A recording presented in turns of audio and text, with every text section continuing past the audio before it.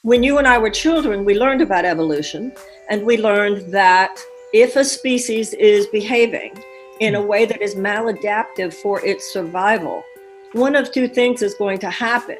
Either the species will mutate and evolve, or it will go extinct. Humanity is now displaying collective behavioral patterns that are maladaptive for our survival. There is no serious religious or spiritual tradition that gives any of us a pass on addressing the suffering of other sentient beings. There is this, what I think of as a kind of newfangled corporate capitalist spirituality that's so involved with the personal self.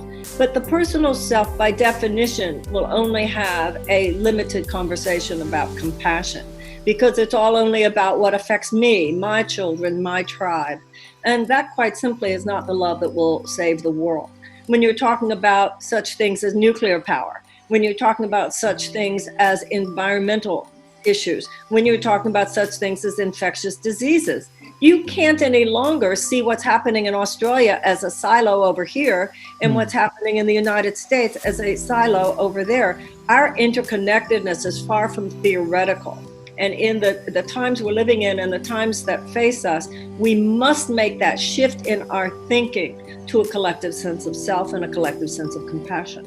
The great universal themes in all the great religious and spiritual traditions has to do with compassion for others. Jesus did not come to the earth to say, love yourself. He came to the earth to say, love one another. So, and we are here to heal the world. We are here to repair the world. If you have a broken leg and you go to the doctor doesn't say that broken leg is such a toxic thing. Why don't we just deal with your hand instead? The doctor is the healer. If you're here to heal the world, you must engage with the wound of the world. I think we're living at a moment in world history which is jumping out of the timeline.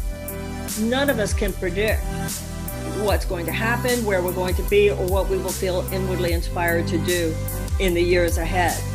But when you do have a spiritual conviction that there is an internal guidance system within you, then you'll know what you're supposed to do. Please share away. Thank you so much. Stay inspired to evolve.